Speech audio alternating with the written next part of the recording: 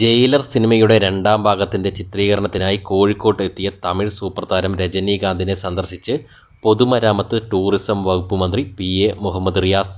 രജനീകാന്തിനൊപ്പമുള്ള ചിത്രം മന്ത്രി സമൂഹമാധ്യമങ്ങളിൽ പങ്കുവച്ചു. ഞാൻ ഒരു തടവ് സൊന്ന 100 തടവ് സൊന്ന മാതിരി എന്ന രജനിയുടെ മാസ് ഡയലോഗ് മന്ത്രി ചിത്രത്തിനൊപ്പം കുറിച്ചു. ചെറുവണ്ണൂരിലാണ് ജയിലർ 2-ന്റെ ചിത്രീകരണം നടക്കുന്നത്.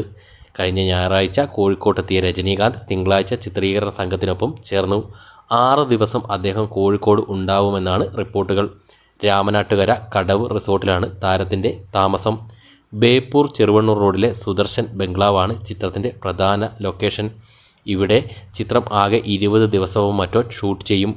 കോഴിക്കോട്ടെ മറ്റു ചില ലൊക്കേഷനുകളിലും ചിത്രീകരണമുണ്ടെന്നാണ് സൂചന. ചിത്രത്തിൽ സുരാജ് വെഞ്ഞാറമൂടാണ് മുഖ്യ വില്ലനെന്നാണും സൂചന വരുന്നു. ചിത്രീകരണം ആരംഭിച്ച ശനിയാഴ്ച മുതൽ സുരാജ് സെറ്റിലുണ്ട്. മോഹൻലാൽ ഉൾപ്പെടെയുള്ളവർ അതിഥി വേഷത്തിലെത്തുമെന്നും സ്ഥിരീകരിക്കാത്ത വിവരം വരുന്നു. കനത്ത സുരക്ഷാ സജ്ജീകരണങ്ങളോടുകൂടിയാണ് ചിത്രീകരണം നടക്കുന്നത്. സൺ പിക്ചേഴ്സിന്റെ ബാനറിൽ കലാനിധിമാരെ നിർമ്മിച്ച് നെൽസൺ ദിലീപ് കുമാർ സംവിധാനം ചെയ്ത് 2023 വർഷം പുറത്തിറങ്ങിയ ജയിലർ എന്ന സൂപ്പർ ഹിറ്റ് സിനിമയുടെ രണ്ടാം ഭാഗമാണ് ഈ ചിത്രം.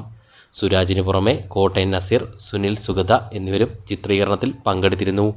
മലയാളികളായ സുരേഷും രമേഷും പ്രൊഡക്ഷൻ കൺട്രോളർമാരും ഗിരീഷ് കേരള മാനേജരുമാണ്. കൊത്ത്, അദ്വൈതം, സിദ്ധാർത്ഥ, മുന്നറിയിപ്പ്, സൂഫിയും സുജാതയും തുടങ്ങി ഒട്ടേറെ സിനിമകൾ സുദർശൻ ബംഗ്ലാവിൽ ചിത്രീകരിച്ചിട്ടുണ്ട്.